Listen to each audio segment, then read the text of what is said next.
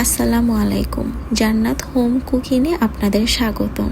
আজকে আমি গরু মাংসের বিরিয়ানি শুরু থেকে শেষ পর্যন্ত সম্পূর্ণ প্রসেস আপনাদেরকে শেয়ার করব।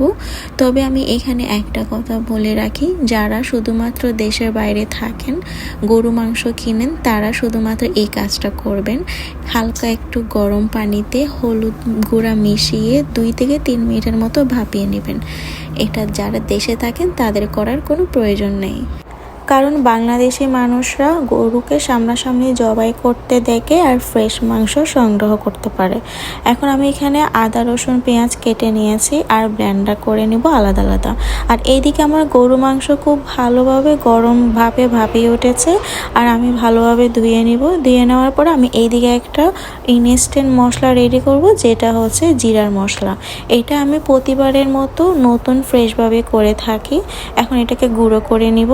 আর মাংস ভালোভাবে ধুয়ে নেওয়ার পর একটা নন স্টিক প্যানে নিয়ে নিয়েছি। এখানে কিছু গোটা মশলা, তেজপাতা, দারচিনি, গোলমরিচ, লবঙ্গ, এলাচ, এগুলো সবগুলো একসাথে দিয়ে দিব।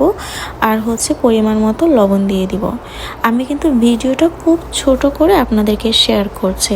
আর এখানে হচ্ছে রসুন বাটা দিয়ে দিচ্ছি আর 1 কাপ দিয়ে দিচ্ছি আদা বাটা। রসুনের চাইতে কিন্তু আদাটা খুব বেশি যাবে, এটাই হচ্ছে মূল প্রসেস। এরপর দিয়ে দিচ্ছি পেঁয়াজ বাটা আর দিয়ে দিব 3টা কাঁচামরিচ, কারণ আমার ঘরের মানুষরা কাঁচামরিচের ঝাল একদম খেতে পারে না। এরপর আমি যে জিরা ইনস্ট্যান্ট মশলাটা ভেজে নিয়েছিলাম ওইটা গুঁড়ো করে জিরা মশলা দিয়ে দিয়েছি। আর এদিকে দিয়ে দিচ্ছি ধনিয়া গুঁড়া। এটা অবশ্যই আপনার মাংসের অনুযায়ী আপনি মশলাটা ব্যবহার করবেন। আর এদিকে আমি 2টা জয়ত্রী দিয়ে দিচ্ছি। এই জয়ত্রীর স্মেলটা কিন্তু বিরিয়ানিতে খুব ভালো একটা ফ্লেভার নিয়ে আসে। এর সাথে দিয়ে দিচ্ছি একটা জায়ফল।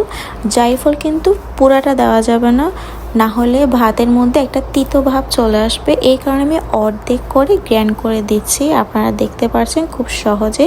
এইটার স্মেলটা কিন্তু খুবই ভালো আর বিরিয়ানির ফ্লেভারটা কিন্তু অনেক ভালো করে দিবে। এখন দেখেন আমি কতটুকু পর্যন্ত জায়ফলটা দিয়েছি, এতটুকু আমি রেখে দিব, এটা আর দিব না। এরপর হচ্ছে জিরা মশলার যে ঝাড়টা ছিল ওখানে একটু পানি দিয়ে আমি মিশিয়ে দিয়ে দিচ্ছি। আর পেঁয়াজ আদা রসুনের ঝাড়টাতে একটু পানি দিয়ে দিচ্ছি। এরপর দিয়ে দিচ্ছি 1 কাপের মতো তেল আর দিয়ে দিব 2 চামচের মতো ঘি। তেলটা কম দিয়েছি তাই তো। হ্যাঁ, আমি বিরিয়ানি রান্না করার সময় আবারও তেল ব্যবহার করব। আর আমার মাংসতে কিন্তু অনেক চর্বি আছে, এখান থেকেও কিন্তু অনেক তেল বের হবে। এবার হাত দিয়ে ভালোভাবে মাখিয়ে নিব। রান্নার মূল প্রসেস হচ্ছে আপনি মশলার সাথে যত ভালোভাবে মাখিয়ে নেবেন তত ভালো আপনার রান্নাটা ফ্লেভার বের হবে। আপনি যতক্ষণ পারেন ততক্ষণ মাখাবেন, পারলে 2 হাতে মাখাবেন। আর এটা আমি আমার পরিবারের জন্য রান্না করছি, তাই আমি হাত দিয়ে মাখিয়ে নিচ্ছি। এরপর আমি এখানে গরম পানি দিয়ে দিচ্ছি পরিমাণ মতো, তারপর ঢাকনা দিয়ে ঢেকে দিব। মাংসটা সিদ্ধ হওয়া পর্যন্ত আমি অপেক্ষা করব। আর এরই মাঝে আমি 2-3 বার নেড়ে দিয়েছি আর আপনাদেরকে একবার দেখিয়ে দিচ্ছি মাংসের কালারটা কেমন আসছে, কারণ কোনো মরিচের গুঁড়া বা হলুদের গুঁড়া আমি একদমই ব্যবহার করিনি আর করবই না।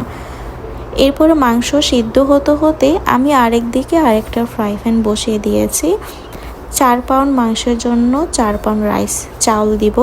এখন পরিমাণ মতো তেল দিচ্ছি, কারণ মাংস তো আমি তেল দিয়েছি, এখন রাইসও তেল দিব। যদি তেলটা বেশি হয়ে যায় এর কারণে কম ব্যবহার করেছি। আর এখানে কিছু গোটা মশলা দিয়ে দিয়েছি। দেওয়ার পরে আমি এখানে 4 থেকে 5টা পেঁয়াজ, মাঝারি সাইজের পেঁয়াজ একদম কুচি করে কেটে নিয়েছি। এখন এই পেঁয়াজটাকে একদম ব্রাউন শেপ করে নিব। বেশি বার্ন করব না, হালকা ব্রাউন হয়ে আসলে আপনাদেরকে দেখিয়ে দিব কেমনটা হয়েছে। এভাবে আমি ব্রাউন শেপটা করার পরে রাইসটা দিয়ে দিব। এখানে আমি 4 কাপের মতো রাইস দিচ্ছি। ধরেন 1 কেজি মাংসতে 1 কেজি রাইস দিয়েছি। এখন ভালোভাবে এই মশলার সাথে, পেঁয়াজের মশলার সাথে রাইসটাকে ভালোভাবে ভুনে নিব। এরই মাঝে দিয়ে দিচ্ছি আদা কুচি। এখানে আমি কিছু আদা কুচি দিয়ে দিচ্ছি। আর রাইসটা কিন্তু আমি 15 মিনিট আগে ধুয়ে ভালোভাবে পানি ঝরিয়ে নিয়েছি, যাতে এটা ভুনতে আমার খুবই সুবিধা হয়। আর রাইসটা যখন ভালোভাবে ফ্রাই হয়ে আসবে এরই মধ্যে আমি রান্না করা গরু মাংসটা দিয়ে দিচ্ছি। আর এই মাংস আমি 3 ঘন্টার মতো ভালোভাবে কষিয়ে নিয়েছি, একদম নরম তুলতুলেভাবে। এখন মাংসর সাথে রাইস খুব ভালোভাবে নেড়েচেড়ে নিতে হবে। এরই মাঝে দিয়ে দিচ্ছি 5 থেকে 6টা টক আলু বোকরা। এটা দেওয়ার পরে আমি এখানে মাংসর যে ফ্রাই প্যান ছিল ওখানে যা মশলা ছিল তার মধ্যে গরম পানি অ্যাড করে এই রাইসের মধ্যে দিয়ে দিচ্ছি, যাতে বিরিয়ানি ভাতের মশলা কোনো দিকে কম না হয়। এরপর পরিমাণ মতো লবণ দিচ্ছি। এর আগে কিন্তু আমি মাংসতেও লবণ দিয়েছি, ওইটা মেজারমেন্ট করে আমি ভাতের মধ্যে যা লাগে তা লবণ দিয়ে দিয়েছি। এরপর যেটা আমি করব সেটা হচ্ছে একটা ন্যাপকিন বা একটা কাগজকে মুড়িয়ে এভাবে ঢাকনা যে ফুটো আছে ওর মধ্যে দিয়ে দিচ্ছি, যাতে কোনো ভাপ বের হতে না পারে। তো আমি মাঝখানে অনেকবার নেড়ে ছেড়ে দিছি। এটা হচ্ছে ফাইনাল লুক। আরও 3 থেকে 4 মিনিট আমি একটু ভাপিয়ে নিব। আমি নিচে কোনো তাওয়া ইউজ করিনি, তারপরও আমার ভাতটা কিন্তু অনেক ঝরঝরে হয়েছে, আপনারা দেখে বুঝতে পারতেছেন।